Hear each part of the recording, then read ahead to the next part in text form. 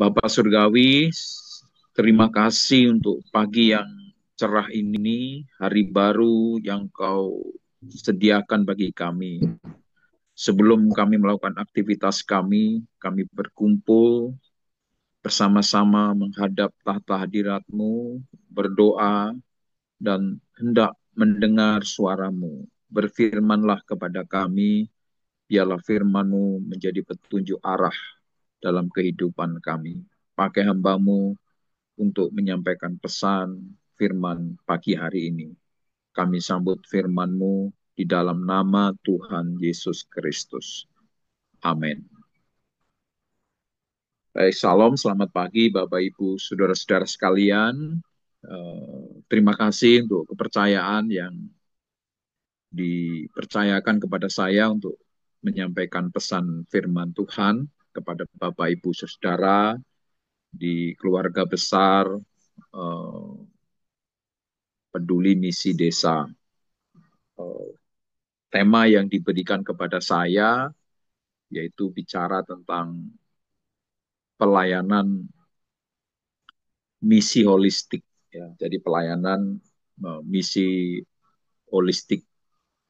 Nah, sebagai dasar firman Tuhan, saya akan mengajak Bapak Ibu Saudara untuk membuka Injil Lukas pada pasal yang keempat, ayat 18 dan 19.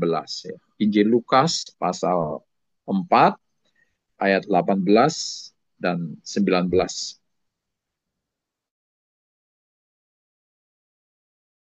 Sebab ia telah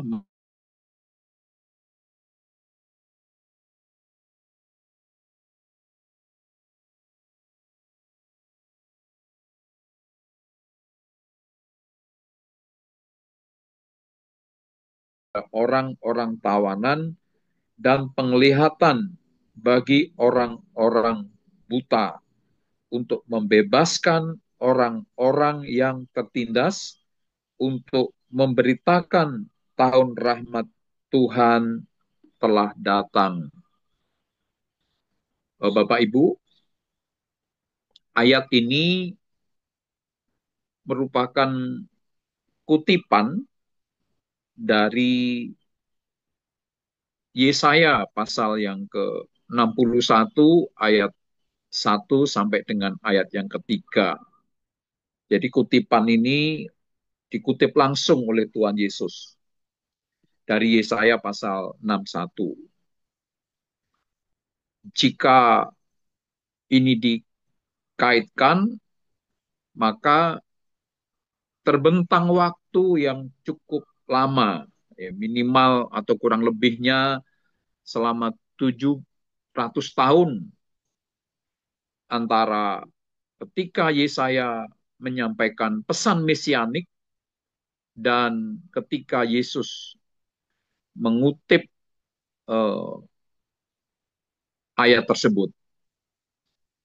Dengan melihat ini, maka kita melihat satu konsistensi pesan, berita yang disampaikan baik oleh Nabi dalam bentuk nubuat maupun yang disampaikan oleh Yesus dalam bentuk penerapan. Ketika Nabi Yesaya bicara tentang pesan mesianik, ternyata sudah ada job disk di situ. Sudah ada job deskripsi mengenai apa yang akan dilakukan oleh Mesias. Dan dalam job disk yang dinyatakan oleh Yesaya juga diiyakan oleh Yesus sendiri bahwa ia datang untuk membawa kabar baik, dan ternyata kabar baik yang dimaksud oleh Yesus tidak hanya berupa pesan-pesan rohani, tidak hanya bicara tentang kata-kata, tetapi justru berbicara tentang karya nyata atau tindakan nyata atau action. Jadi kedatangan Tuhan itu membawa kabar baik, pengertiannya bukan hanya khotbah atau menyampaikan kata-kata, lisan, tapi lebih kepada tindakan-tindakan. Ini landasan daripada renungan kita yang bertemakan pelayanan misi yang holistik. Nah, pertanyaannya, keholistikan misi kita atau misi yang holistik itu aspeknya apa saja? Eh, Keholistikan misi kita itu. Bicara tentang misi holistik, ini bicara tentang aspek-aspek dalam kehidupan manusia. Secara antropologi dan psikologi, eh, dalam hidup manusia itu ada beberapa aspek, minimal ada 5 aspek yang eh, dimiliki. Yang pertama itu ada aspek tentang mental, emosional, sosial, fisik. Ini bicara juga tentang ekonomi tentunya, tentang kesejahteraan, dan kehendak atau pengambilan keputusan. Ini aspek yang ada pada manusia.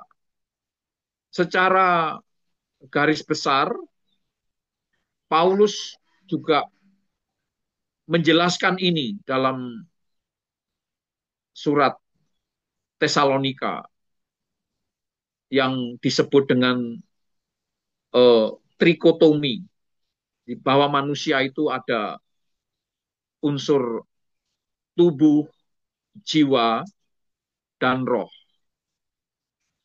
Nah, jika ini dikaitkan dengan misi holistik, maka misi kita itu harus menyangkut aspek-aspek dalam kehidupan manusia ini. Jadi keholistikannya itu menyangkut tentang uh, sosial, tentang ekonomi, tentang emosi seseorang, juga tentang mental yang juga berkaitan dengan tugas gereja yang disebut dengan tugas uh, pengajaran atau tugas pendidikan. Nah, Bapak Ibu,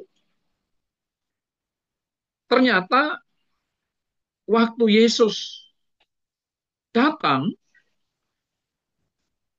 kabar baiknya itu menyangkut tentang seluruh aspek yang dibutuhkan oleh umat manusia. Tidak hanya bicara tentang aspek rohani saja, tapi menyangkut keseluruhan, sebagaimana tadi sudah kita baca dalam Injil Lukas, bahwa berita mesianik yang dibawa oleh Sang Mesias itu menyangkut seluruh aspek hidup manusia. Nah, hal-hal ini maka bisa dikatakan juga bahwa misi holistik sama dengan misi ilahi. Dalam hal apa keilahian misi misianik yang kita sebut dengan misi holistik ini bisa dinampakkan di beberapa catatan. Yang pertama kaitannya dengan hari penciptaan. Kejadian 1 ayat 26 sampai kejadian 1 ayat 31 itu menerangkan bahwa manusia itu diciptakan pada hari yang terakhir. Mengapa Tuhan dengan hikmatnya menempatkan manusia di hari terakhir? Karena kalau manusia diciptakan pada hari pertama atau kedua atau ketiga, pasti tidak bisa menjaga survivitasnya, kelangsungan hidupnya, karena begitu hidup, lahir, hidup, diciptakan, akan mati kembali. Sarana prasarananya belum ada. Nah, sarana prasarana inilah yang kita sebut juga sebagai sarana-sarana holistik. Bahkan ketika Adam itu masih seorang diri, dianggap oleh Tuhan atau dinilai oleh Tuhan itu tidak baik. Makanya harus ada penolong yang lain. Ini bicara tentang aspek sosial. Jadi tidak bisa sendiri. Kemudian yang kedua, misi ilahi kaitannya dengan pemanggilan Tuhan kepada Abraham. Abraham dipanggil, salah satu tugas utamanya adalah menjadi penyalur berkat bagi bangsa-bangsa lain. Ada semangat sosial di sini. Makanya Bapak Ibu Saudara, kalau Bapak Ibu baca catatan atau baca laporan orang-orang yang memiliki semangat filantropi, ya, semangat sosial tinggi, itu sebagian besar itu orang-orang yang berdarah Yahudi. Mengapa? Karena memang dalam sistem pengelolaan ekonomi mereka sudah ada hak-hak orang lain, ada hak orang miskin, bahkan ketika panen saja tidak boleh dibersihkan, ya, tapi harus disisakan untuk orang miskin, untuk pendatang, untuk orang-orang yang berkekurangan. Nah, nilai-nilai ini sudah disampaikan oleh Tuhan kepada Abraham. Jadi ketika Abraham dipanggil bukan hanya bicara menjadi berkat secara rohani, tapi juga berkat dalam aspek-aspek kehidupan manusia. Misi holistik sama dengan misi ilahi. Bukti yang ketiga itu dari inkarnasi Yesus. Yang tadi sudah saya baca ayatnya dalam Lukas pasal 4. Bahwa Yesus berinkarnasi untuk membawa Injil Kerajaan Allah. Yesus datang ke dunia tidak hanya membawa Injil keselamatan. Soal ini nanti akan kita lihat kaitannya dengan apa sih kendala kita melakukan misi holistik. Salah satunya adalah ini. Berita yang dibawa oleh gereja itu kebanyakan hanya berita Injil keselamatan.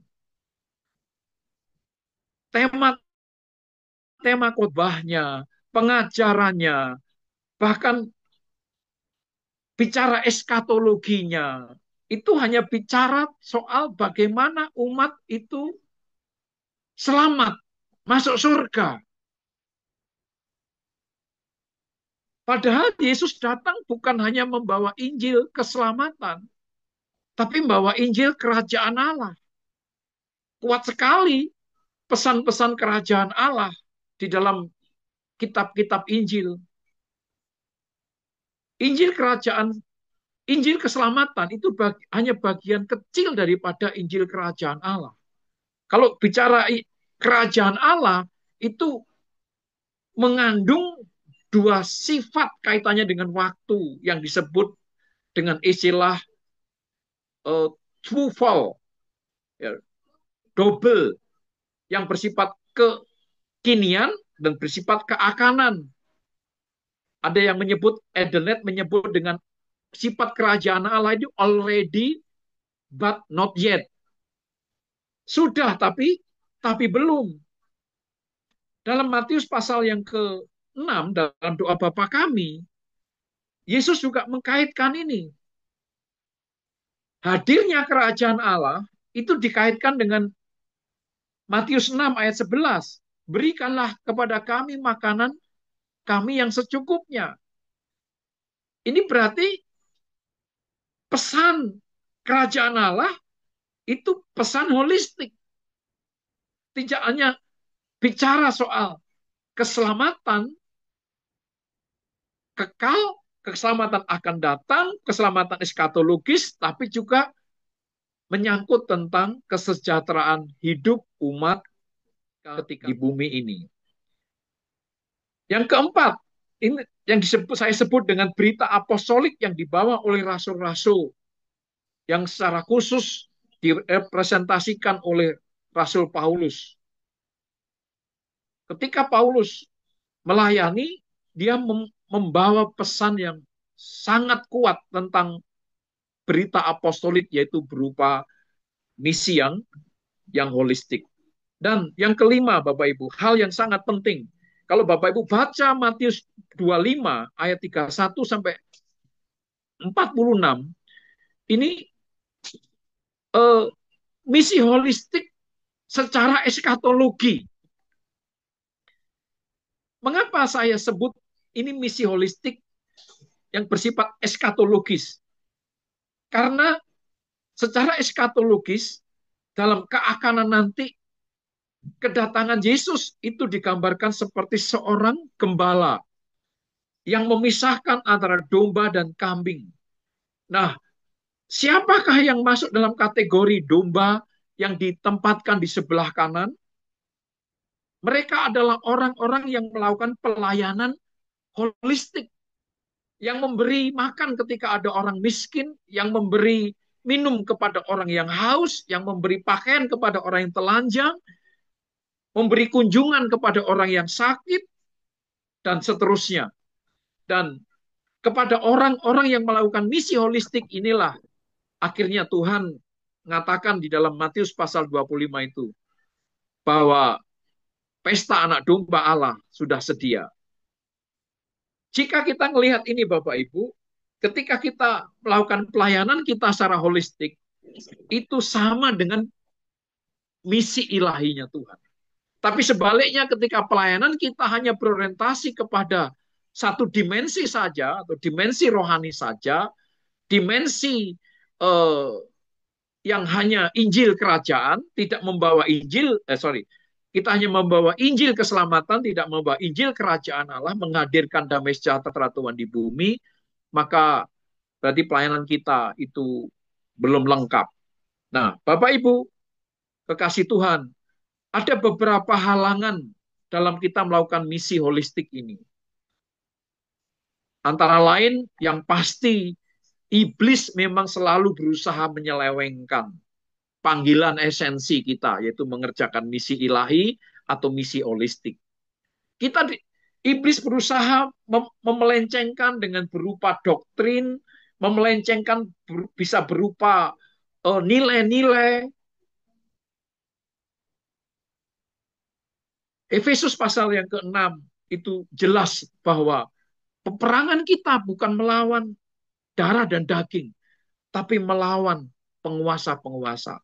Dan salah satu manifestasi dari kerja iblis ini adalah berupa panah api si jahat, yang memanah kita untuk kita tidak lagi mengerjakan misi ilahi atau misi holistik ini.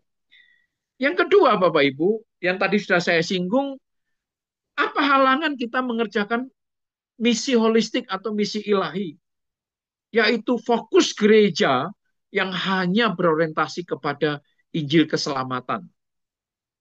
Mimbar-mimbar digunakan, tema-temanya habis hanya untuk bicara membawa orang masuk surga. Padahal untuk urusan surga, itu jaminannya adalah darah Yesus. Jaminannya adalah ketika kita seorang menjadikan Yesus sebagai Tuhan dan Juru Selamat, dan itu nggak perlu diragukan lagi.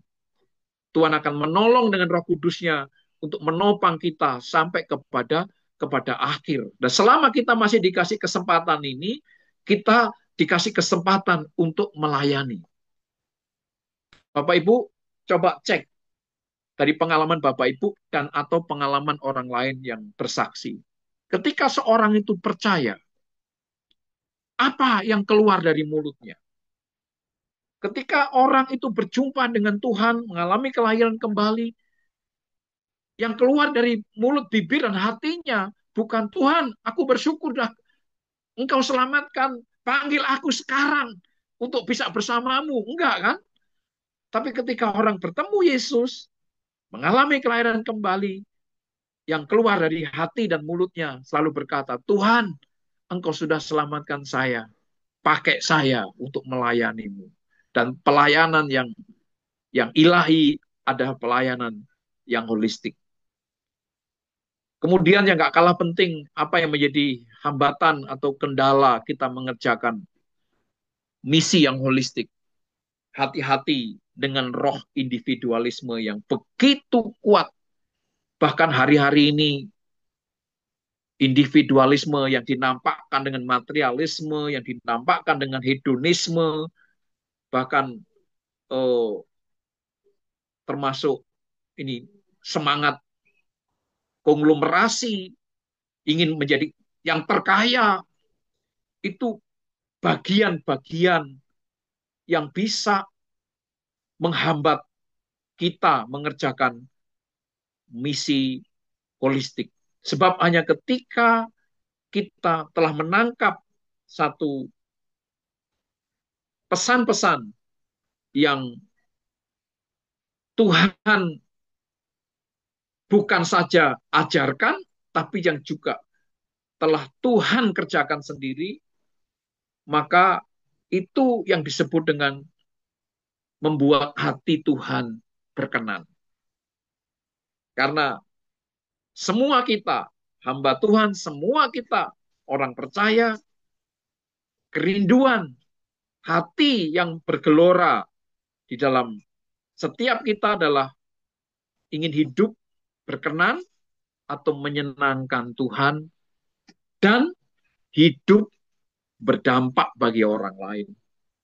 Hidup melayani sesama. Nah, kiranya dengan nama yang Tuhan berikan kepada lembaga yang Tuhan berikan kepada kita ini, ya, peduli misi desa ini, semakin menggelorakan kita untuk mengerjakan misi ilahi, yaitu misi yang holistik ini. Bukan hanya bagian daripada kerajaan Allah, tapi kita mengerjakan seluruh misi kerajaan Allah, yaitu apa? Membawa kabar baik kepada orang miskin, kepada orang yang membutuhkan.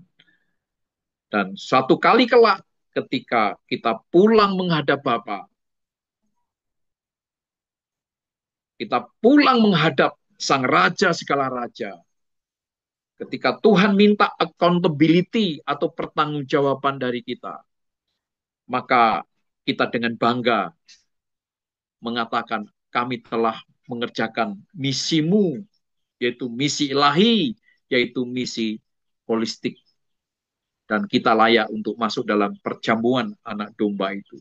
Tetapi sebaliknya, menurut pesan eskatologis dalam Matius pasal 25 tadi, sebaliknya, ketika kamu tidak memberi aku makan, kamu tidak memberi aku minum, ketika kamu tidak melakukan misi holistik, kamu acuh tak acuh, seperti kisah orang baik hati yang Samaria itu, maka kita tidak layak untuk mendapat baik mahkota kehidupan, mahkota kebenaran, dan mahkota kemuliaan yang sudah Tuhan sediakan bagi kita semuanya. Dengan semangat misi holistik yang dicanangkan dan digelorakan oleh peduli misi desa ini, biarlah hati kita terus semakin hari semakin bergelora memberkati banyak orang. Kiranya Tuhan memberkati kita melalui renungan singkat yang saya sampaikan pada pagi hari ini. Mari kita bersama-sama berdoa dan mohon hambanya Bapak Ketua, Bapak Amir bisa tutup kita dalam doa untuk firman Tuhan pagi. Terima kasih. Terima kasih. Mari kita berdoa. Anugerah yang ajaib, yang luar biasa kami rasakan sepanjang hidup kami Tuhan, khususnya pagi hari ini kami dapat menikmati firman-Mu kebersamaan dengan Tuhan lewat hamba-Mu yang sharing Tuhan pakai pagi hari ini, hamba-Mu Pendeta Yosef Suwarno. Kiranya Tuhan lebih lagi memakai hamba-Mu secara luar biasa atas pelayanan hamba-Mu secara holistik. Terima kasih buat kami semua yang sudah mendengarkan. Biarlah kami termotivasi untuk lebih lagi melakukan pelayanan holistik sebagaimana yang Tuhan kerjakan ketika ada di dunia. Bahkan mulai penciptaan Tuhan sudah mengatur sedemikian rupa untuk kami melayani Tuhan, mempermuliakan nama Tuhan lewat pelayanan holistik. Terpujilah nama Tuhan. Kami bersyukur buat firman Tuhan dalam nama Tuhan Yesus Kristus. Amin. Terima kasih yang banyak Pak Pendeta Yosef. Terima kasih Pak. Terima kasih. Saya kembalikan.